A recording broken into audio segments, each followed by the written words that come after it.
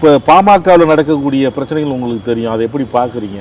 பாமக ஆரம்ப காலகட்டத்தில் ஒரு சமூக நீதியை பிரதானமாக கொண்டு ஆரம்பிக்கப்பட்ட ஒரு கட்சி. அந்த கட்சி உருவாக்கப்பட்ட போது அது வெறும் வன்னிய பெரும் சமூகத்துக்கு மட்டும் இல்லாமல் பிற்படுத்தப்பட்டோர், அதே போல் தாழ்த்தப்பட்டோர், பட்டியலின மக்கள் எல்லோரையும் அரவணைத்து செயல்படக்கூடிய ஒரு கட்சியாக அமைந்தது. அதனுடைய தலைவராக வன்னியர் சமூகத்தை சேர்ந்தவர் இருந்தார். பொதுச் செயலாளராக தாழ்த்தப்பட்ட சமூகத்தை சேர்ந்தவர்.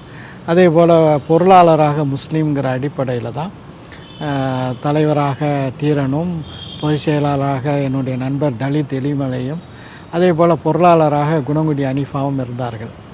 காலப்போக்கில் அது முழுக்க அது தொடங்கப்பட்ட அந்த ஒரிஜினல் கான்செப்ட், ஆரம்பிக்கப்பட்ட அந்த மூல நோக்கத்தை விட்டு தடமுரண்ட ஒரு நிலைமையில் அது அரசியல் வடிவமெல்லாம் எடுத்து இன்றைக்கி ராமதாஸ் பழைய இதை பேசக்கூடிய ஒரு சூழல் வந்திருக்கு.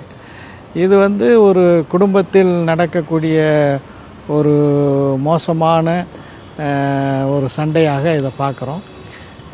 அப்பனும் மகனும் உள்ள கட்சிகள் இந்தியாவில் ஏராளமாக இருக்குது.